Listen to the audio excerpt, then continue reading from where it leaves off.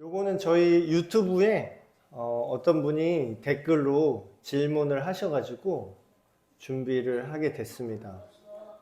예.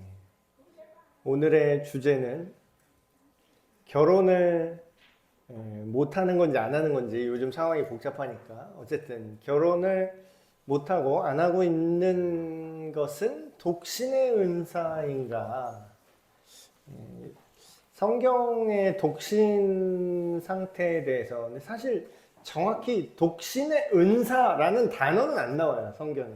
독신의 은사가 주어질 것이다, 이런 말은 성경에 정확히 나오지 않지만, 그 맥락으로 볼 때 사람들이 이제 성경을 읽으면서 이런 사람도 이거를 이제 은사가 있구나, 이렇게 독신의 은사라고 이제 이름을 붙인 것 같습니다. 근데 이제 질문은 정리를 해보면 이런 느낌이었던 것 같아요. 자기가 이제 예수님을 믿고 신앙생활을 하는데, 창세기 말씀 이렇게 보면은 남녀가 부모를 떠나서 결혼하는 게 이제 하나님의 설계잖아요. 처음에 하나님이 그렇게 지으셨고 한 몸이 되라 라고 이렇게 명령을 하고 있는데, 같은 성경책에 창세기에는 이렇게 나와 있고 뒤에 그런 신약의 서신서들, 사도 바울의 그 글에는 결혼하지 않는 것도 나쁘지 않다, 이렇게 써 있단 말이에요. 그러니까 성경을 읽으면서 사람들이 혼란에 빠지는 게 뭐냐면요, 하나님의 말씀은 거룩하고 변함이 없고 영원한 말씀이다, 이렇게 이제 이해를 한 나머지, 이게 틀리다는 게 아니에요. 이게 맞아요. 하나님의 말씀은 영원하고 변함이 없죠. 근데 이거는 써 있는 글씨가 변함이 없다라는 게 아니라 그 하나님의 본래 말하고자 하시는 의도가 변함이 없다라는 뜻입니다. 근데 이런 거를 제가 이제 예를 들어서 설명을 드렸죠. 아버지의 뜻. 아들이 이제 저를 보면서 생각하는 거예요. 아버지의 뜻. 제가 아들한테 어느 날 이제 겨울에 추우니까 이렇게 얘기를 하는 거죠. 아들아, 문을 닫아라. 문을 열고 다니지 마라. 문을 닫아라. 이것이 아버지의 뜻이군요 하면서 문을 닫았어요, 항상. 근데 여름이 됐어요. 너무 더운데 바람 좀 통하게 문을 열어라. 아버지의 뜻이 바뀌었나요? 얘는 헷갈리는 거예요. 아들 입장에서는 그냥 이렇게 시키는 대로만 하고 써 있는 대로만 그대로 하는 게 아버지의 뜻이라고 생각을 하면은 헷갈리는 거죠. 아버지, 저는 닫으라고 하셨잖아요.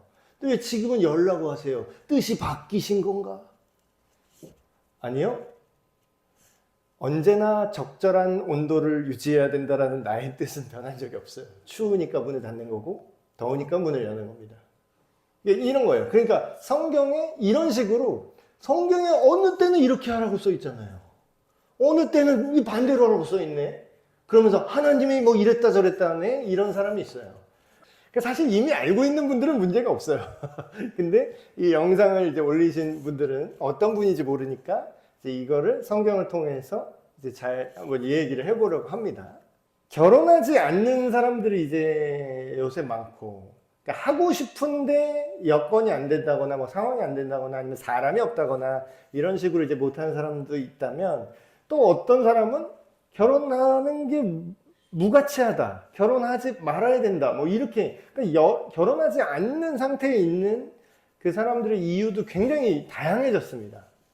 근데 이제 우리가 생각해 봐야 될 거는 뭐냐면요, 결혼하지 않는 이유를, 그러니까 본인이겠죠. 다른 사람은 뭐 내가 생각해 봐야 뭐, 그러니까 본인이 내가 지금 미혼인 상태, 어쨌든 현재 이제 배우자가 없는 상태라면 그걸 이유를 자기 스스로 한번 생각을 해봐야 된다는 거예요. 나는 무슨 이유로 지금 이런 독신의 상태인가 해놓고, 그 다음에 자기 생각이 있을 거잖아요. 그러면 이제 자기 생각은 일단 냅두고, 그 다음에 성경이 하나님의 감동으로 쓰여진 책이라고 우리는 믿고 있으니까, 그리고 성령님을 알고 싶으면서, 아까 좋은 질문 해줬어요, 지우가. 목사님 오늘 설교 말씀에 성령님의 마음으로 이제 판단하고 생각해야 된다. 근데 성령님의 마음이 뭡니까? 아주 좋은 질문이죠. 구체적인 거예요. 그 성령님의 마음은요, 기도하면 막 하나님이 내 마음에 깨닫게 해주세요, 물론 그럴 수도 있어요. 근데 이제 그거는 약간 교주가 될 확률도 있거든요. 그런 식으로만 이제 신앙생활을 한다면. 근데 성령님의 생각을 우리가 어떻게 하냐면요. 성경책을 성령님이 쓰신 겁니다. 그러니까 우리가 굉장히 잊고 살아요. 성경의 저자가 누구냐면요. 모든 성경은 하나님의 감동으로, 하나님의 영의 감동으로 쓰여졌다고 우리가 성경이 말하고 있습니다. 그 얘기는 뭐예요? 성경이 성령의 생각이 성경에 기록되어 있다는 거예요. 그러니까 아까 하나님의 마음을 우리가 어떻게 알 수 있습니까? 하는데 그 판단을 기준을 우리가 어떻게 할까요? 성경을 쓴 분이 성령님이라는 걸 알면 성경에 나타나 있는 그 하나님의 생각들을 우리의 생각과 비교를 해야 돼요. 지금 이제 결혼 문제잖아요. 이게 독신이 어쩌니 이 문제인데 그러면 내 생각을 스스로 한번 해보고 그 다음에 성경에 기록되어 있는 결혼이 무엇인가, 독신이 어떤 경우에 이런 건가를 살펴보셔야 되는 거죠. 그러니까 지금은 제가 답을 물론 알려드리지만 모든 주제에 대해서 근데 이 방법 있죠. 생각하는 이거를 배우셔야 돼요. 그러니까 예수님의 말씀은 그럼 지금 독신의 은사가 어떤지 뭐 결혼하는 문제가 혼자 있는 문제가 어떤 건지 모르겠다. 그럼 어떻게 돼요? 이 방법. 성경에서 예수님은 어떻게 말씀하시는가? 성경에서 다른 하나님의 감동을 받은 사람들은 결혼과 독신에 대해서 어떤 생각을 기록했는가? 그게 성령님의 생각이죠. 자, 예수님의 말씀을 보겠습니다. 여기 다 띄우기에는 양이 너무 많아서 제가 교환에다 써놨어요. 이 예수님의 말씀은 이제 독신이나 뭐 이런 거에 대한 얘기는 아닌데 어떤 맥락에서 하신 말씀이냐면 오히려 당시 사람들이 이혼을 너무 무분별하게 하는 거를 책망하는 그런 상황에서 예수님이 하신 말씀입니다. 제가 한번 읽어드릴게요. 마태복음 19장 3절에서 6절. 바리새인들이 예수께 나와 그를 시험하여 예수님을 테스트하는 거죠. 예수님을 흠잡으려고 시험하여 이르되 사람이 어떤 이유가 있으면 그 아내를 버리는 것이 옳으니까 예수께서 대답하여 이르시되 사람을 지으신 이가 이제 창세기에 있는 그 하나님의 본래 설계를 얘기하는 거죠. 사람을 지으신 이, 그러니까 하나님 아버지를 말하는 거죠. 사람을 지으신 이가 본래 그들을 남자와 여자로 지으시고 자 여기서부터 또 세상의 영과 성령의 생각이 또 갈라져요. 여기서부터 지금 이 세대는 뭐라 그러죠? 남자 성별은 무한하다 이러고 있어요. 근데 정작 의사나 생물학 전공한 분은 딱 뭐라고 얘기해요? XX 염색체, XY 염색체 끝. 남자와 여자 끝. 이게 팩트예요. 근데 뭐예요? 세상은 52가지 성별이 있을 수 있어요. 내가 약간 저녁에 남성의 감성이 있다가 여자의 감성이 있다가 내가 여자라고 스스로 느끼면 여자 화장실 갈 수도 있는 거고 이런 거를 인권이라고 말하는 미친 세상이 지금 우리가 살고 있는 세상이거든요. 그 세상의 영이죠 이게. 근데 뭐라고 써 있어요? 지금 성경에? 성령의 생각은 뭐죠? 남자와 여자로 지으셨다. 말씀하시기를 그러므로 사람이 그 부모를 떠나서 자 이것도 잘 들으세요. 이거 유교 또 까는 말씀입니다. 자 시집살이 시키면 돼요 안 돼요? 그거는 기독교가 아니에요. 그건 성령의 생각이 아니에요. 저 결혼 아버지 뭐 어머니랑 늙은 어머니랑 자기 아내가 이렇게 같이 서 있어. 그럼 남편한테 이제 어떻게 하는지 테스트하는 뭐 그런 영상이 있더라고요. 제가 어머니를 챙겨야 될까요? 내 아내를 챙겨야 될까요? 근데 이 댓글에 지금 되게 어이없더라고요. 댓글이 갈렸어요. 반반으로. 이놈 새끼 키워봐야 소용없어. 어떻게 나이 먹은 엄마를 챙겨야지 이런 댓글도 있어요. 근데 이제 그 영상에서 짧은 영상인데 그 아들이자 그 남편인 거죠. 이 사람이 어머니한테 돈을 드리고 자기 신발을 벗어서 늙은 어머니한테 신겨드리고 그 다음에 어머니한테 절을 합니다. 큰 절을 한 다음에 어머니한테 그렇게 해드리고 자기 신발을 벗어드렸으니까 자기가 맨발이에요. 자기 아내를 업고 갑니다. 저는 이게 굉장히 성경적이고 굉장히 성령의 생각이라고 느껴졌어요. 그거를 그 만든 사람이 의도한지는 모르겠는데 크리스찬인지 아닌지는 모르겠어요. 자, 시어머니 신분들. 저는 아직 이 감정은 못 느껴요. 왜냐면 우리 아들, 딸이 아직 결혼 안 했으니까. 근데 이제 이미 장성해서 결혼해서 보낸 분들, 서운하죠. 서운해. 이해해요. 공감해요. 저도 벌써부터 딸이 아직은 뭐 근데 나 남친 생기면 어떻게 할 거야? 그러면 벌써부터 승질이 나기 시작하는데. 그쵸. 그쵸. 본능적으로 그걸 아는 거예요. 옛날에는 어렸을 때는 나 결혼 안 할 거야 이러더니 이놈 자식이 이제 난 이제 4학년이야 고학년이라고 이러더니 어디서 얘기를 들었는지 만약에 나 남친 생기면 아빠 어떻게 할 거야? 이거 물어보더라고. 어이없어. 일단 맞고 시작하자 이랬는데 농담으로. 자, 이제 세상은 어떻게 얘기하냐면 특히 우리나라 유교 문화는 뭐냐면 부모를 챙기라 그래요. 자, 근데 거기에 아주 성경적으로 올바른 댓글이 달린 걸 봤습니다. 어머니는 네 아버지가 챙겨야지. 아니 어머니는 남편 어디 있대? 아니 물론 이제 돌아가셨거나 뭐 이러면은 뭐 사별하셨거나 이러면은 챙기는 건 하는데 자, 내 아내랑 내 어머니랑 둘 중에 이것도 사실 말이 안 되는 개념이긴 한데 아빠가 좋아 엄마가 좋아 이런 건데 다 사랑하죠. 다 사랑하는데 둘 중에 하나를 책임져야 되면 당신은 어디 가장이세요? 누구 남편이세요? 어디 세대주세요? 법률적으로 할까요? 어머니 아들로 들어가 있는 세대주가 아니잖아요. 자기가 세대주잖아요. 굉장히 성경적인 개념입니다. 서운해도 어쩔 수 없어요. 저 뭐 나중에 우리 아들이 나한테 그래도 뭐 서운해도 어쩔 수 없어요. 저는 오히려 우리 아들이 자기 아내 안 챙기고 막 자기 엄마 챙기고 이러면 바보냐? 이럴 것 같아요. 굉장히 쿨한 아빠죠. 너 바보야? 너 누구 어느 집 가장이야 네가? 네 집 먼저 챙겨야지 우리 집을 물론 고맙긴 하다만 챙겨줬으면 좋겠다. 그러지만 필수는 아니다. 근데 이 근거가 어디 나온 거예요? 이게 우리의 추측이잖아요. 세상 사람들은 자기 감정대로 판단하잖아요. 댓글은. 근데 여기 뭐라고 써 있어요? 사람이 그 부모를 떠나서 아내에게 합하여 그 둘이 한 몸이 됐어요. 그럼 뭐예요? 그 가정이 새로 태어났다는 거예요. 그 가정. 여기 좋은 것 이거에 할 얘기가 아니었는데 여기까지 말씀이 나온 김에 둘이 한 몸이 될지니라 이 유명한 구절을 예수님이 인용하십니다. 이렇게 써 있는 거 너희네 못 읽었니? 성경에 이렇게 써 있는 거?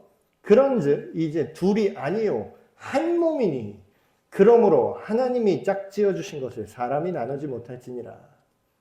자, 이 얘기의 맥락을 제가 말씀드리면 예수님 당시의 사회의 문화는요 결혼을 안 하는 게 굉장히 예외적인 상황입니다. 그러니까 이때 당시 유대인 사회를 예로 들게요. 유대인 성인식, 성년식 약간 제도적인 건데 이게 몇 살인지 아세요? 12살에서 13살입니다. 근데 이제 이게 뭐 다 성인으로 쳐준다라는 건 아니고 실제 결혼은 고대 이 당시 16살에서 18살 사이에 많이 했던 것 같아요. 그러니까 우리나라 조선시대 느낌으로 생각하면 되죠. 뭐 이팔 청춘 그래서 낭랑 18세 뭐 그래가지고 그때 넘어가면 뭐예요? 노총각 노처녀인 거예요. 근데 이게 되게 우리 지금 사회로 보면은 되게 너무 걔네가 뭘 한다고 결혼해 이러죠. 근데 여러분 생물학은 거짓말을 안 해요. 과학은 거짓말을 안 한다고. 생물학적으로 그때 우리 문화가 이렇게 돼서 막 그때 한창 공부해야 돼. 그래서 처박아 놓잖아요. 애들이 왜 밤에 잠이 많은지 아세요? 밤에 잠을 안 자고 아침잠이 많아요, 애들은. 노인으로 될수록 나이가 먹을수록 반대가 됩니다. 밤에 일찍 졸음이 오고요. 아침잠이 없어져요. 근데 이걸 몰랐어요. 우리는 그냥 그런가 보다 했어요. 근데 이 생물학이에요, 이게 생물학. 제가 깜짝 놀랐는 게 애들이 밤에 잠이 안 오고 늦게 자려고 하죠. 여기서 말하는 애들은 청소년입니다. 16, 18 이런 친구들. 그리고 아침에 막 못 일어나 막 이래. 계속 졸음이 와요. 왜 그런지 아세요? 저도 이거 얼마 전에 깜짝 놀랐는데 생물학적으로 우리 몸의 생체 시계가 가장 결혼해서 출산하기 좋은 남자와 여자의 나이대. 가장 생물학적으로 좋은 유전자를 후대에 물려줄 수 있는 나이대에 몸이 신호를 보낸대요. 뇌에서 그 호르몬이 나와서 뭐라 그러냐면, 야, 밤에 늦게 자. 약간 19금인데. 왜 늦게 잘까요? 밤에 왜 잠이 안 올까? 일찍 결혼해서 그 성관계를 하라고 뇌에서 신호를 주는 거래요. 밤에 잠이 안 오는 게. 그럼 뭐예요?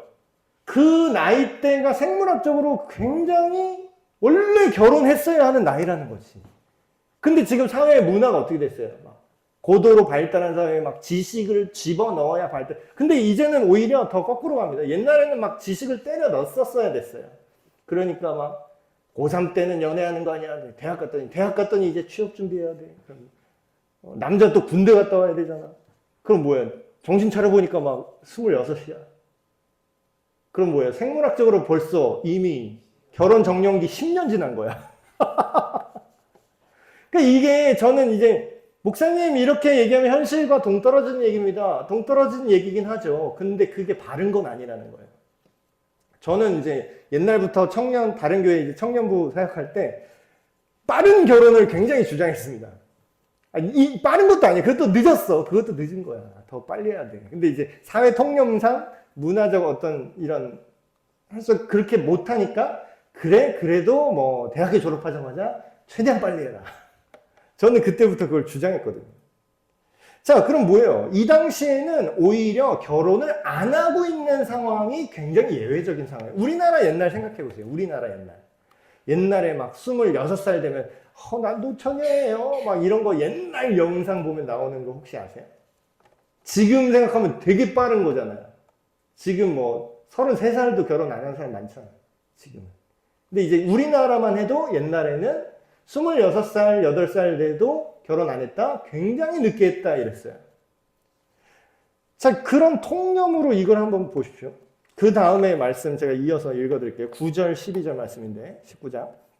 내가 너에게 말하노니 누구든지 음행한 이후에 아내를 버리고 다른 데 장가드는 자는 가늠한 거다. 제자들이 이르되 만일 사람이 아내에게 이렇게까지 해야 된다면 차라리 장가 안 가는 게 낫겠습니다. 근데 이 말을 지금 누가 한 거죠? 제자가 한 거예요. 제자가. 자, 그럼 뭐예요? 이 당시 사회 문화가 결혼을 워낙 일찍 하고 그리고 남성 위주 사회다 보니까 자기가 좀만 마음에 안 들면 여자를 그냥 버린 거예요. 그래서 새장가 가고 꼬투리 잡아서 심지어는 이 이제 문헌을 보면은 이 당시 이혼 사유가 뭐가 있냐면 지금 얘기하면 굉장히 이제 인간 쓰레기 같은 이혼 사유인데 너보다 더 예쁜 여자가 있어. 이게 이혼 사유입니다. 완전 쓰레기죠. 지금 뭐 거의 돌로 쳐서 죽여야 돼, 이 사람은. 근데 그 당시에 남자는 여자한테 이런 사유로 오늘 아침에 네가 요리를 해줬는데 그 요리가 맛이 없어. 이혼. 완전 쓰레기죠. 지금 여성분들 아주 그냥 눈에서 불이 나오는데 그런 시대가 있었어요. 그러니까 그런 시대를 지금 예수님이 책망하는 거죠. 그게 일반적이었다고요. 이 시대 때. 그러니까 제자들인데 뭐라고 생각해요? 제자들이 그렇게 막 이혼해도 되는 줄 알았는데 그렇게 하면 안 된다고 하니까 차라리 결혼 안 하는 게 낫겠네 이러는 거야. 지금 뭐야? 지금 제자들 인성 지금 쓰레기죠. 아니 제자들도 그러니까 이건 어쩔 수 없는 거예요. 여러분 그 사람들이 사는 그 시대의 정신이라는 게 이렇게 위험한 겁니다. 예수님을 따라다니는데 물론 이제 따른 지 얼마 안 됐을 수도 있어요. 3년 동안 예수님한테 배웠는데도 그들이 예수님의 마음과 하나님의 마음을 알기보다는 뭐에 더 익숙해요? 그 당시 시대 사람들이 생각하는 정신. 이렇게 막 이혼해도 되는 건데 예수님 규칙대로 하려니까 너무 빡세요. 그러려면 결혼 안 하는 게 낫겠다. 이 얘기하는 거예요 지금. 되게 가증스럽죠. 여성분들. 그래서 예수님이 그 맥락에서 이 얘기를 하는 거예요. 맥락이 중요합니다. 안 하는 게 낫겠어요. 제자들이니까 예수님이 이 얘기를 합니다. 예수께서 이르실 때 사람마다 지금부터 내가 하는 말을 따를 수도 있고 받을 수도 있고 모두가 다 받을 수 있는 건 아니야. 오직 타고난 사람만 내가 지금부터 하는 말을 받아들일 수 있을 거다 하면서 이 얘기를 해요. 어머니 태로부터 태어나자마자 고자 되어 있는 사람도 있고, 이건 선천적인 성적 결함이죠. 선천적인 거예요. 사람이 만든 고자도 있고, 이건 뭐냐면 문화적인 겁니다. 그 당시 이제 내시들, 왕궁에 들어가기 위해서 후천적으로 어떤 성적인 역할을 거세한 사람들. 이런 사람도 있고, 그리고 지금 이게 핵심이죠. 천국을 위하여. 여기 마태복음이니까 이제 천국이라고 표현 쓰는데, 마태복음은 유대인들에게 썼기 때문에 하나님이란 말을 못 씁니다. 하나님 말을 못 쓰고 그냥 아버지, 아도나이 이렇게 돌려서 얘기해요. 하나님을 너무 높게 생각하기 때문에 명칭을 하나님이라는 말을 못 써요. 그래서 하나님의 나라 이렇게 말을 못 해요. 그래서 마태복음은 어떻게 표현하는? 저 하늘에 있는 나라라고 돌려서 표현합니다. 그거를 우리나라 말로 번역한 게 천국이에요. 하늘의 나라라고 해서. 자, 그럼 보세요. 천국이라고 쓴 걸 똑바로 번역해서 그럼 설명을 드릴게요. 하나님의 나라를 위하여 스스로 된 고자도 있다. 이 말을 받을 만한 사람은 받아라. 그럼 예수님이 이 얘기를 했던 건 뭐예요? 이게 필수라는 거예요? 이게 정상이라는 거예요? 아니면 이런 특별한 사명을 받은 사람은 할 수 있는 사람만, 그리고 타고난 사람은 해라, 이 뜻이겠죠. 그러니까 여기서 이제 나온 게 독신의 은사입니다. 독신의 은사. 그러니까 예수님 말씀을 아무나 하는 게 아니에요.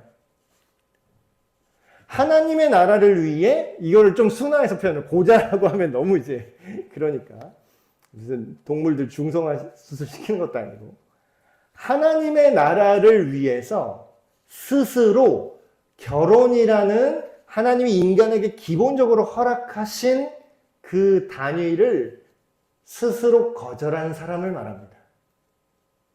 그럼 이런 사람이 흔하다고요?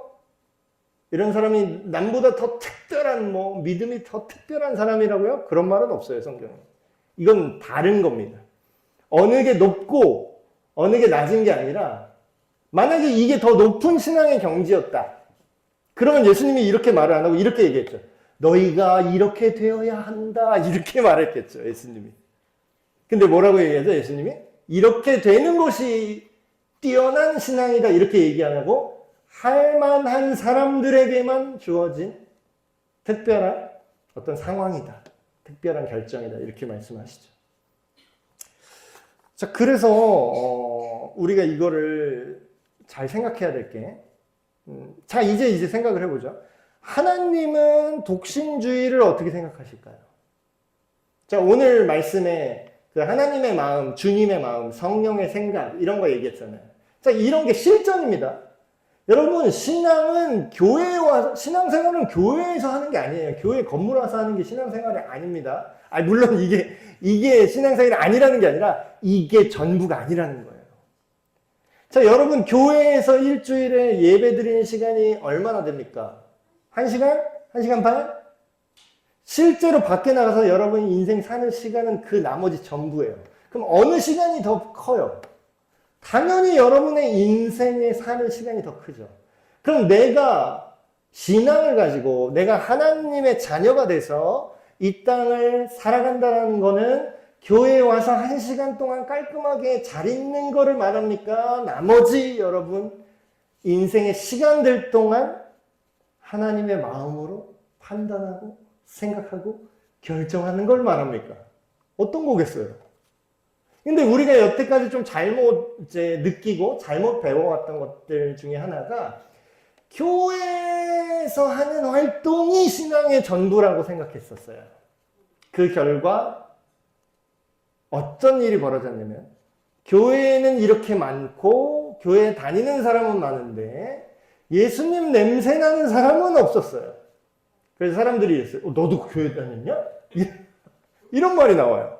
왜냐면 생각이 나랑 별 차이가 없거든. 얘나 나나. 같이 그냥 이상한 생각하고 이상한 말하고 너나 나나 똑같지. 근데 난 집사인데? 집사였냐? 이렇게 되는 거예요. 그러니까 이런 게 실전이죠. 자, 그러면 주제가 하나 딱 던졌어요. 하나님은 결혼하지 않는 그 결정을 난 독신으로 살 거야. 이런 결정에 대해서 하나님은 어떻게 생각하실까요? 우리의 추측이나 우리의 느낌이 아니라 하나님이 어떻게 생각하실까? 자, 하나님의 생각은 성령님의 생각이고 성령님의 생각은 성령님의 감동으로 기록된 성경에 서 있다고 제가 말씀드렸죠. 자, 성경 말씀 또 찾아보겠습니다. 창세기 1장. 길어서 여기다 다 PPT는 쓰지 않았는데 교환에 제가 써놨으니까 제가 읽어드릴게요. 기본적으로 하나님은 인간을 남자와 여자를 창조하셨고 둘이 연합하여 부부가 되어서 생명을 이어가도록 하신 게 기본 설계예요. 이게 일반적인 겁니다. 이게 보편적인 거고요. 하나님이 자기 형상, 곧 하나님의 형상대로 사람을 창조하시되 남자와 여자를 창조하시고 하나님이 그들에게 복을 주시며 하나님이 그들에게 이르시되 생육하고 번성하여 땅에 충만하라. 땅을 정복하라. 바다의 물고기와 하늘의 새와 땅에 움직이는 모든 생물을 다스리라. 자, 이건 무슨 얘기냐면 생각을 해보세요. 어떤 청년이 저한테 이제 그런 상담을 받았습니다. 그 청년이 이제 이런 남자 청년이 이제 저한테 상담을 했는데 옛날에 이 청년이 그거를 얘기하는 거예요. 아, 목사님 진짜 미치겠습니다. 저한테 자꾸 이런 성적인 욕구가 일어나는 게 저주 같아요. 막 이러는 거예요. 아니 왜? 아니 자꾸 음란한 생각이 들고 그래서 이런 거를 막 그런 포르노나 이런 유혹을 참기가 너무 힘듭니다. 근데 하나님이 왜 나한테 이런 성적인 욕구를 주셔가지고 나를 이렇게 죄와 싸우게 하셨는지 참 이게 힘들어요. 차라리 이런 욕구가 없었으면 좋았을 걸 막 이러는 거예요. 그래서 제가 이제 그런 얘기를 했어요. 인간에게 성적 욕구가 있는 게 죄인가요?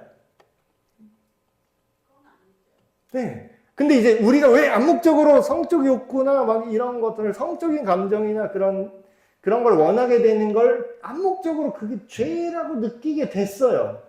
왜 그럴까요? 그거를 세상은 뭐예요? 악한 방식으로 그걸 표출을 하라고 그걸 정당화하니까. 자, 근데 성적 욕구는 뭐예요? 우리가 말씀을 읽었잖아요, 창세기. 그럼 뭐예요? 이거는 원래 하나님이 우리에게 주신 기본 세팅이라니까요. 그럼 성경에 뭐라고 써있습니까? 하나님이 주신 것은 다 뭐라고요? 선한 것이라고 나옵니다. 근데 뭐예요? 이게 딱 정해져 있어요. 성적인 그거를 누려라. 근데 뭐다? 안전장치 안에서만 누리라고 하셨어요. 그게 뭐냐면 하나님께서는 부부 간의 성관계를 통해서만 생명을 낳게 하시고 그리고 결혼관계 안에서만 뭐예요? 성적인 욕구를 기뻐하도록 의도하셨다는 거예요. 누가? 하나님이. 그럼 뭐예요? 따라서 독신 상황이라는 건 일반적인 상황이 아닌 거예요. 하나님 입장에서는. 하나님이 우리를 원래 설계한 입장에서는. 심지어 창세기 2장 18절에 이렇게 써 있어요. 이거는 진짜 정확한 얘기입니다. 여호와 하나님이 이르시되 아담을 먼저 이렇게 지었잖아요. 남자를 지어놓고서 하나님이 이렇게 또 보셨겠죠? 하나님이 이르시되 사람이 여기서 말하는 사람은 남자입니다. 이 당시에는 남자밖에 없었으니까. 여러분 성차별 아닙니다. 그냥 처음에 남자부터 있었대요. 그게 뭐 남자가 대단해서 있었던 건 아니잖아요. 남자 사람이 혼자 사는 것이 좋지 않아 보였대요. 누가? 하나님이 볼 때. 하나님이 볼 때 안 좋으면 안 좋은 거예요. 근데 이거는 우리가 과학적 통계로도 사회학적 통계로도 이게 나와요. 이 두 부부가 남자와 여자가 이렇게 결혼해서 오래 살잖아요. 근데 그 할아버지가 돌아가시면 그 남은 이제 할머니죠. 아내분. 할머니는 잘 사셔. 친구 만나고 잘 사셔. 어디 놀러도 가시고 뭐 잘 사셔. 자식들 만나고. 근데 이상하게요. 진짜 이게 왜 그런지 모르겠는데 할아버지 할머니 이제 노부부가 오래 살다가 할머니가 여자분이 아내가 먼저 돌아가잖아요. 그러면 이 할아버지는 시름시름 알아요. 그러니까 제대로 못 사셔. 실제로 우울증 확률도 엄청나게 올라가요. 그러니까 혹자는 남녀 갈등 이렇게 유발하는 사람은 그래 남자가 쓰레기라서 그래 막 또 이래. 오죽 여자를 부려먹었으면 여자 없다고 우울해지냐 막 이러면서 또 막 그걸 남녀 갈등으로 몰아가는 사람도 있더라고요. 근데 이제 그건 자기 생각이고, 그건 세상의 생각이고, 세상의 정신이고, 성경은 뭐라고 얘기해요? 원래 남자는 그렇게 지어졌어. 원래 서포터가 없으면 뭐예요? 뭐가 약간 하자가 있네? 물론 하나님이 남성성을 올바르게 잘 지으셨지만, 원래 설계가 뭐다? 투인원으로 지으셨다. 그래서 하나님이 남자 혼자 있는 게, 뭔가 이게 좋지가 않아. 그래서 내가 그를 위하여 돕는 배필로 지어주신 게 여자라는 거예요. 그러니까 이거는 성경으로 보면은 우리가 올바른 남성성과 올바른 여성성의 모델도 볼 수 있는 거죠. 그래서 말씀으로 보니까 뭐가 나와요? 독신주의 자체는 뭐예요? 하나님의 의도가 아닌 게 확실해요. 결혼하지 않는 독신의 상태로 사람이 살아가는 것. 여기서 말하는 독신은 지금 남자 얘기만 했지만 여자도 남자가 있어야 결혼을 할 거 아니에요? 남자가 독신을 살겠다 하면은 그 성비가 거의 비슷하다는, 생물학적으로 이것도 신기해요. 그냥 무작위로 자녀를 낳으면은 거의 49대 51, 49.5대 50.5 이렇게 나온대요. 정말 신기해요. 무작위로 그렇게 출산을 하면, 많이 출산하면 그게 표준 편차가 거의 5대5에 수렴하게끔 설계가 되어 있어요, 인간이. 참 신기하죠? 하나님이 그렇게 만들어 놨어요. 그럼 뭐예요? 남자가 혼자 있는 남자가 생긴 다음에 뭐예요? 필연적으로 혼자 있는 여자도 생긴다는 거죠. 결혼은 혼자 하나? 남자가 내가 독신주의자 그러면은 5대5라고 따졌을 때 여자는 누구 혼자 있어야 되는 거고, 그리고 반대로 여자가 나는 결혼 안 할 거야 하는 여자가 있다면 결혼 못하는 남자가 생길 수밖에 없다라는 거잖아요. 그렇죠? 그러니까 독신주의 자체는 하나님의 의도가 아닌 거는 확실하다. 그런데 여기서 또 조심해야 될 게, 막 어떤 목사님 또 이제 청년들, 젊은 친구들 이제 상처받게 또 함부로 막 말하시는 분들 중에 이렇게 말하고 있어요. 니들 다 지금 죄 짓는 거야. 하나님 뭐라고 써있을 때 이거 한 몸 이루라고 했잖아. 결혼하라고 했잖아. 니들 왜 결혼 안 해? 빨리 결혼해! 그래서 어떤 청년은 교회에 오기 싫대.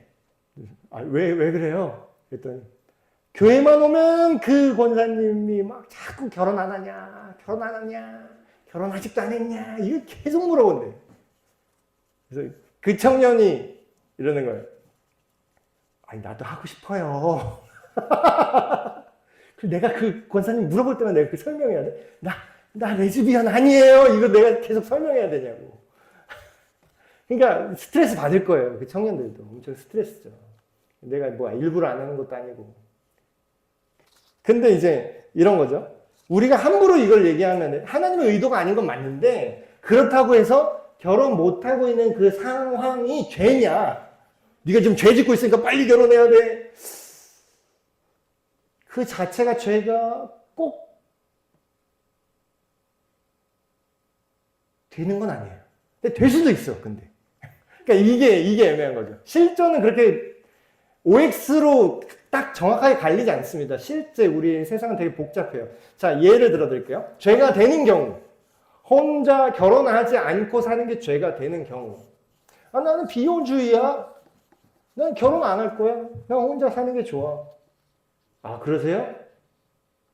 존중할게요. 근데 보면은 연애는 해. 여기선 또 무슨 얘기예요? 이런 이거 괄호하고 연애는 해, 안 해? 이 세상 사람들은 뭐가 되면 괄호하고 성관계는 해. 결혼 안 하고. 그럼 뭐야? 이 사람은 결혼 안 하고 연애만 하고 사는 게 죄를 짓고 있는 중입니다. 무슨 죄요? 간음이요. 아니, 요즘 이걸 말해줘야 되더라고, 이거를. 교회 다니는 사람도 그래요. 교회 다니는데, 자기 크리스찬이래. 근데 간음하고 있는데 자기가 간음하는 줄 몰라. 그래서 제가 이렇게 대놓고 얘기해 줘요. 그 간음이세요. 그 10계명 그 나오잖아요. 성경책, 좋은 성경책 맨 앞이나 뒷장에 써 있잖아요. 간음하지 말라. 예, 지금 간음 중이십니다. 이렇게 설명해 줘야 돼. 결혼하지 않는 게 죄가 될 수도 있죠. 이런 상황이면. 아까 말씀하신 그 구절 나오는 거. 근데 이제 우리가 독신의 은사 그래도 있는데 결혼 안 하고 살아도 뭐 거룩하게 살 수 있는데 사도 바울 보세요. 독신이었잖아요. 독신의 은사 사도 바울 이렇게 알고 있어요. 근데 맞습니다. 맞아요. 사도 바울이 독신의 은사를 누린 건 맞아요. 근데 이제 제가 자세히 설명드릴게요. 여러분, 사도 바울이 평생 결혼을 안 했을까요? 저도 그런 줄 알았어요. 근데 이제 제가 성경을 제대로 공부하고 이 사회와 문화와 맥락을, 성경의 사도 바울 프로필이 이력서처럼 적혀 있지 않잖아요. 성경에. 내가 사실 난 평생 동안 나는 독신이었고 결혼 유무, 미혼. 그렇게 우리가 프로필 보듯이 성경에 안 써 있어요. 그냥 자기 스토리 위주로 써 있고 자기가 했던 말, 증언들이 기록되어 있지. 자, 그럼 맥락을 통해서 봐야 되죠. 자, 사도 바울이 본인에 대해서 뭐라고 얘기합니까? 자기는 정통 바리새인 중에 바리새인, 정통 유대교식으로 교육을 받은 사람이다. 나는 바리새파 중에서도 아주 보수적인 바리새인이다. 이렇게 얘기해요, 성경에. 그 얘기는 뭐죠? 자, 유대인이 몇 살에 성인식 한다고요? 바울은 제대로 바리새파 교육을 받았으면요, 12살에서 13살에 모세 오경 5권을 달달달 외웠습니다. 그리고 성인식을 통과하고, 그러면 바리새인들은 몇 살에 결혼했을까요? 그때 16에서 18. 그게 통상적인 바리새인의 삶입니다. 지금 그 이스라엘의 그 정통 유대교인 있죠. 이게 옥소독스라고. 검은색 모자 쓰고 머리 이렇게 따갖고 이렇게 다니는 사람 있죠. 군대도 안 가고. 직업도 없어요. 그냥 계속 그 율법만 지키는 거야. 그 사람들이 몇 살에 결혼할까요? 13살에서 18살.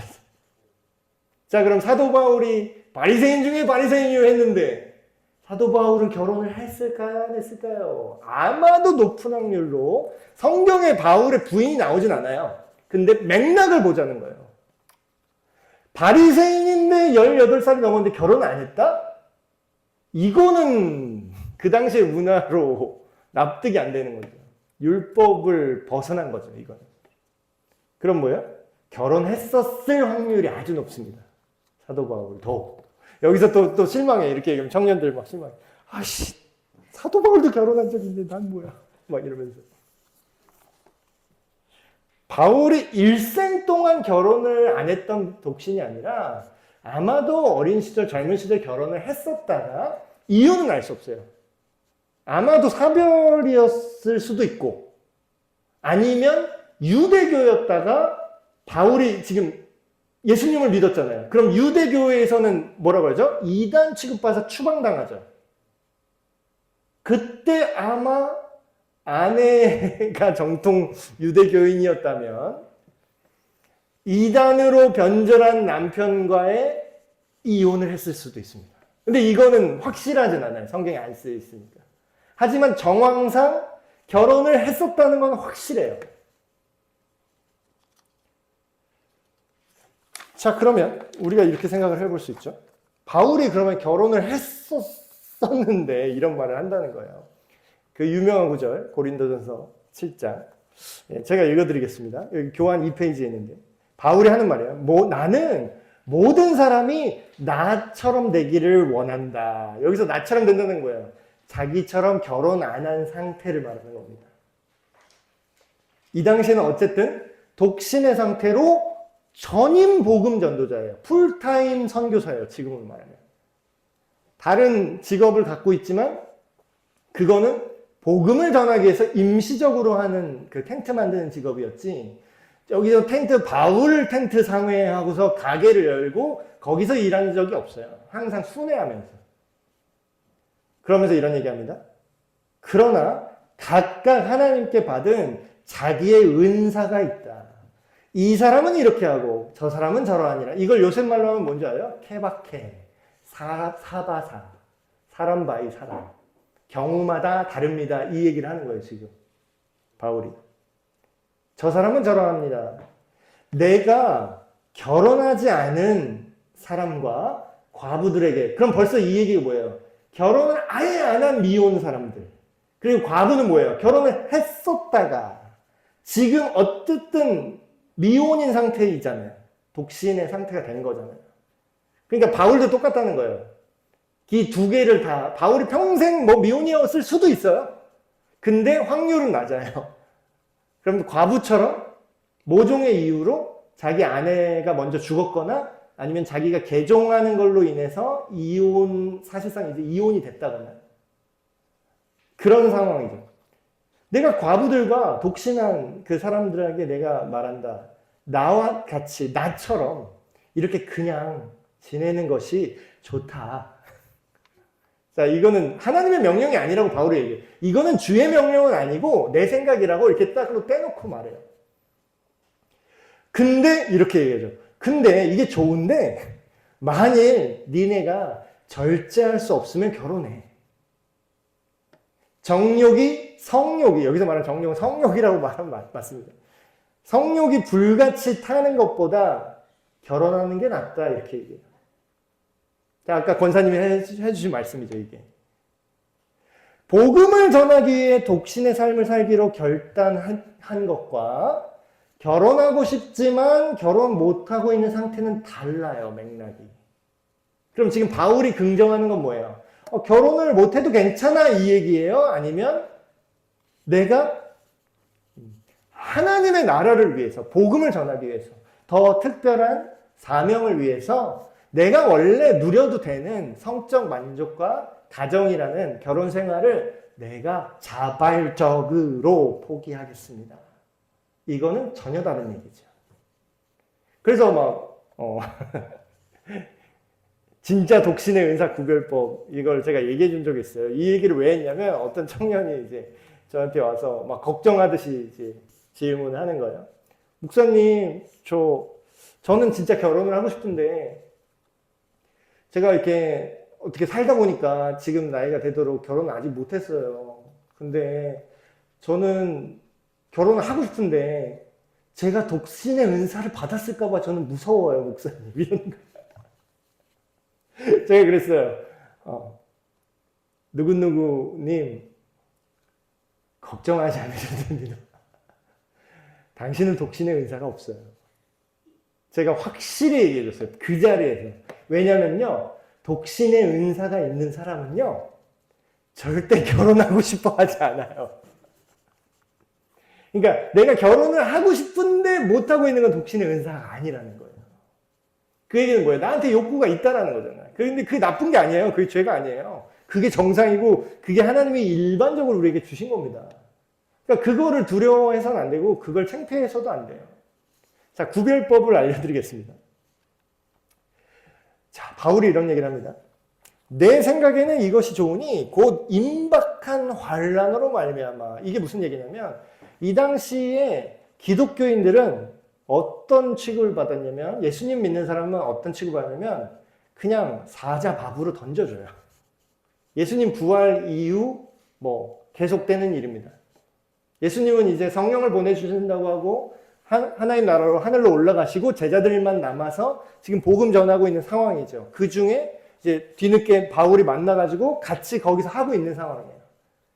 이때는 나 예수 믿어. 나 예수님이 나의 주님이야 하면 어떻게 되냐면 길거리에 가로등으로 만들어버려요. 사람을 죽여서 사람 몸에서 나오는 기름으로 불을 붙여서 밤에 길거리 가로등처럼 사람 시체를 이렇게 불태운대요. 자, 이런 상황이니까 지금 바울이 볼 때 어떤 느낌이에요? 이제 핍박이 이렇게 극심하니까 예수님 곧 오신다. 주님 다시 그 약속대로 곧 오실 거야. 이런 임박한 재림을 생각하면서 살았다라는 거예요. 근데 바울은 하나님이 아니라 인간이었죠. 하나님이 보여주신 만큼만 볼 수 있었어요. 이때는. 그럼 뭐예요? 실제로 우리는 뭐예요? 예수님이 훨씬 아직 2000년 넘게 됐는데 아직도 안 오셨어요.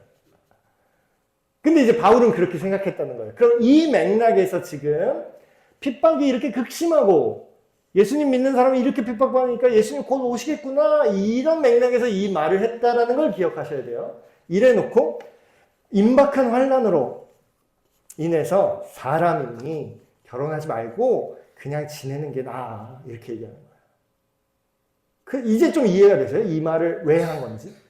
결혼 안 해도 괜찮아. 요새 말하는 현대 비혼주의가 아니에요. 이런 예수 믿고 믿음 지키기도 바쁜데 내가 언제 결혼해서 여기서 가정 키우고 막 우리 애도 예수님 믿는 아이로 키워야 되는데 얘도 뭐 그냥 죽이는 거 사자 밥 되는 걸 내 눈으로 봐야 되는데 실제로 기독교 순교사화 보면요.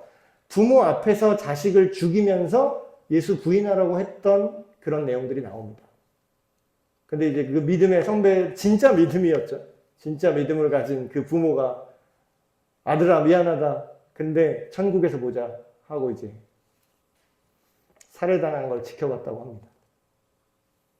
그럼 이때 결혼해서 애 낳는 게 지금과 똑같나요? 상황이? 그러니까 바울이 이렇게 얘기하는 거예요. 야, 그냥 혼자 있는 게 나아. 네가 아내에게 매였느냐? 노이기를 구하지 말며 아내에게 노였느냐? 아내를 구하지 말라. 그러나 근데 또 맞는 말은 해요. 장가를 가도 죄 짓는 거 아니야. 처녀가 시집 가도 죄 짓는 거 아니야. 맞아, 괜찮아. 근데 이런 이들은 육신에 고난이 있을 거야. 지금 이런 상황에 고난이 있겠죠. 나는 너희를 아끼노라. 형제들아, 내가 이 말을 하노니 그 때가 단축하여진 줄. 이건 예수님의 재림의 때입니다. 안에 있는 자들은 없는 자 같이 하며 우는 자들은 울지 않는 자 같이 하며 기쁜 자들은 기쁘지 않은 자 같이 하며 매매하는 자들은 없는 자 같이 하며 세상 물건을 쓰는 자들은 다 쓰지 못하는 자 같이 하라. 왜냐하면 이때는 임박한 종말이면 이게 의미가 없어요. 그냥 내가 예수님 믿고 믿음 지키는 게 우선이니까. 근데 또 이걸 잘못 배워서 또 시한부 종말론 이래가지고 막 어차피 주님 이제 1992년 10월 28일 10월 28일 예수님 재림하실 거니까 학교가 무슨 소용이냐, 재산이 무슨 소용이냐, 다 나한테 바쳐라. 그럼 너는 무슨 소용이야? 근데 왜 교주한테는 또 바치라 그래? 이상하지 않아요? 그렇게 적용하면 안 됩니다, 이 말씀은. 장가가지 않은 자는 주의 일을 염려하여 어찌하여 주를 기쁘시게 할까 하되 장가가는 자는 세상 일을 염려하여 어찌하여 아내를 기쁘게 할까 마음이 갈라진다라는 거예요. 그러니까 이런 맥락에서 생각을 해야 된다는 거죠. 그래서 바울도 이렇게 얘기를 합니다. 근데 이거는 하나님의 명령은 아니야. 그냥 내 생각에, 내 판단에. 그러니까 지금 돌아가는 세상 정세를 봤을 때 지금 그리스도인이 결혼하고 시집장가 가는 게 그렇게 지혜로운 선택은 아닌 것 같아 라고 말한 거죠. 바울이 이때 맞춰서. 자, 그러면 우리가 이렇게 그럼 오늘날은 우리가 어떻게 생각해야 되냐. 자, 결혼이 기본입니다. 사실 여러분. 요즘 청년들 뭐 여러 가지 이유로 남녀 갈등, 무슨 돈 문제, 집 문제, 그리고 남들 시선 이런 것들 또 부모들이 또 잘못한 것도 있어요. 부모들이 옛날에 자기 막 한국 경제 성장기 때 했던 것처럼 남자는 집 해와야지. 그때 집 가격이 얼마였는 줄 아세요? 80년대? 그 좀만 빡세게 일하면 집 살 수 있었던 시대라면서요, 그때는. 지금은 뭐예요? 연봉 1억 되는 사람이 숨도 안 쉬고 매달 몇백만 원씩 모아도 15년, 18년 걸린대나? 서울에 아파트 사는 게 불가능하다는 뜻입니다. 근데 이제 옛날 시대의 그 습관대로 자녀들한테 그런 이제 결혼관을 주입한 그 시대도 이미 지나갔죠, 이미. 이제는 알 거야. 아마 이제 자녀들 시집장가 보내실 분들은 아실 거예요. 남자가 집해야지. 근데 그거를 듣고 자랐어. 자기 또래도 그렇게 얘기했어. 근데 그런 남자는 없습니다, 지금. 그럼 뭐예요? 그래야 되니까 그러면 결혼할 수 있다고 생각하는 거예요? 결혼을 못 하는 거예요. 그럼 또 자기들끼리도 또 물고 뜯어. 결혼해서 단칸방 시작하려고 그러면은 뭐라 그래요, 주변에서. 여자들이, 친구들 보면. 야, 어머, 어떡하니, 너 불행하겠다. 이것 때문에 망하는 거예요. 결혼 안 하고 딴 남자랑 성관계하면 네가 더 불안해. 네가 더 불행해. 부잣집 남자랑 결혼 안 하고 성관계만 신나게 하다가 부잣집 남자는 너랑 결혼 안 해. 그럼 이제 나이 먹고 결혼 못하고 그러고 있는 너의 인생이 더 불행해지는 거야. 죄송합니다. 이렇게 너무 팩트를 말해서. 근데 뭐야? 오히려 하나님의 마음으로 내가 지금 돈이 없어. 근데 이 사람은 확실해. 이 남자와 인생을 함께 가기로 결단했어. 이 남자도 그렇게 결단했어. 그럼 가는 거예요. 그럼 가는 겁니다. 빌라에서 살든 그냥 가는 거예요. 결혼은 당연하나 이런 핍박, 순교, 재림을 바라보면서 지금 바울이 판단하는 거를 오늘날에 적용하면 된다, 안 된다? 오늘날에는 하나님 나라를 위해서 독신이고 싶은 사람은 내가 못 봤어요. 거의 못 봤어요. 있긴 있어요. 선교사님들. 막 진짜 초전방 개척, 막 미개척 지역, 전방 개척 선교하시는, 미전도 정적 선교하시는 분들. 거기서는 가정생활을 못 해요. 그 집이 어딨어. 그냥 풀밭에서 자야 되는데. 그럼 결혼 안 하는 사람이 더 유리한 거예요. 거기서 복음 전하기에는. 자식 있으면, 결혼해서 자식 있으면 자식 돌봐야지. 근데 또 옛날엔 또 이랬어요. 하나님 자녀보다 하나님 나라를 위해 헌신해야 된다. 그 자녀는 무슨 죄야? 뭐예요? 하나님 나라를 더 우선하는 게 맞긴 한데 그렇다고 가정을 돌보지 않고 내팽개치는 게 하나님의 뜻이라고 말한 적도 없어요. 그 자녀가 자라서 어떻게 되는지 아세요? 우리 아빠는 하나님만 사랑하는데 난 사랑하지 않더라. 위선자야. 이러면서 안티기독교인 됩니다. 기독교의 모순 그러면서. 그렇게 평생을 교회 봉사하고 교회에다가 재산 갖다 바친 우리 아빠 엄마 나한테는 아무것도 안 하고. 그런 사람이 믿음의 다음 세대 다 끊겨요. 그렇게 하라고 한 적이 없어. 그럼 뭐예요? 결단을 하셔야 돼. 진짜 결단을 가지고 내가 정말 더 진짜 목적이 있어요. 내가 가정을 만들고 키우는 것도 하나님의 뜻이고 그게 보편적인 하나님의 뜻인데 근데 그거보다 더 큰 이거 아니면 못하는 상황이 있어요. 그럼 나는 그거 하는 거예요. 그 사람은. 그게 뭐예요? 예수님이 뭐라고 해요? 감당할 수 있고 마음에 그게 주신 그게 은사라는 거예요. 남들은 못해요. 근데 내 마음에 그런 생각이 들어. 나는 결혼하고 싶은 마음보다 막 진짜 선교지 가서 지금 막 뛰고 싶어. 현장 뛰고 싶어. 그런 사람이 있어요. 되게 소수예요. 그 은사가 있는 사람. 제가 평생 지금 제가 그렇게 오래 살진 않았지만 40년 넘게 40몇 년 살면서 제가 그래도 교회를 오래 다니고 믿는 사람들을 그래도 많이 봤을 거잖아요.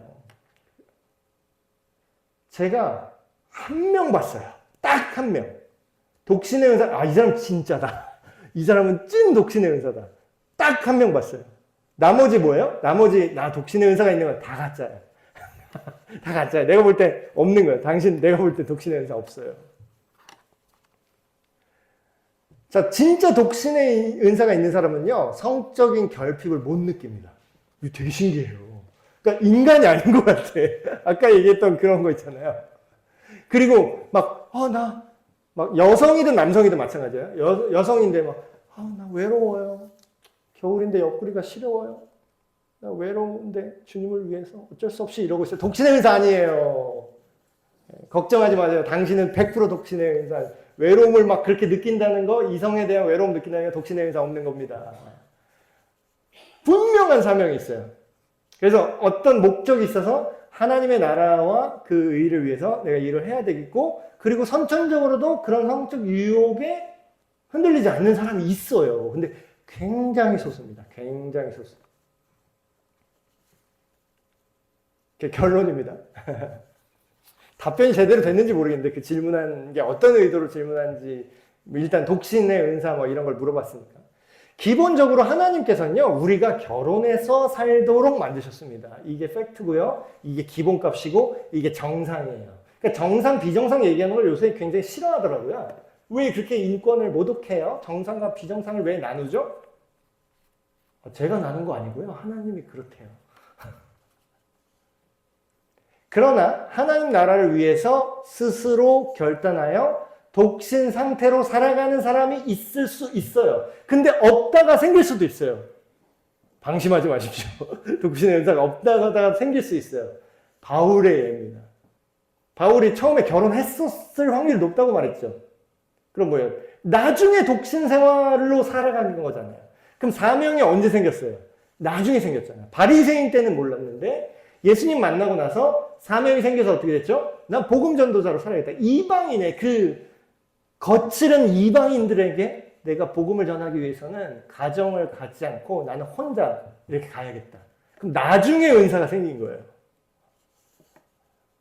그러나 이런 분명한 사명과 어떤 성적 유혹에 넘어가지 않는 선천적인 특질, 이런 것들이 없다면 독신의 은사를 가지고 있지 않다고 보시면 됩니다.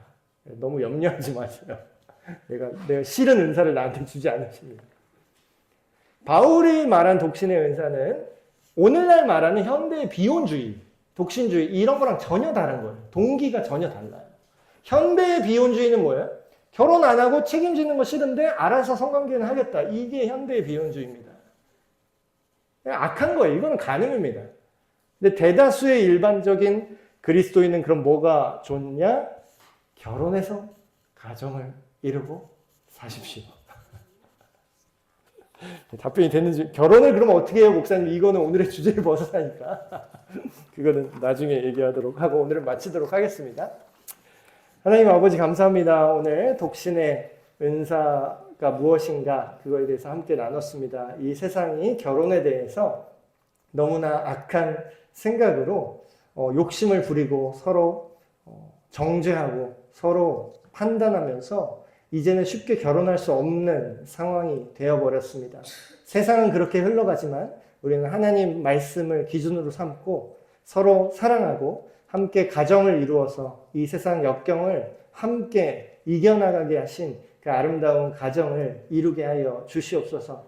독신의 은사에 대해서 오해가 없이 하나님께서 주신 바대로 또한 나중에라도 그런 상황 속에서 주어진 대로 믿음의 분량대로 살아가는 우리가 되게 하여 주시옵소서. 우리 주 예수 그리스도의 이름으로 기도합니다. 아멘.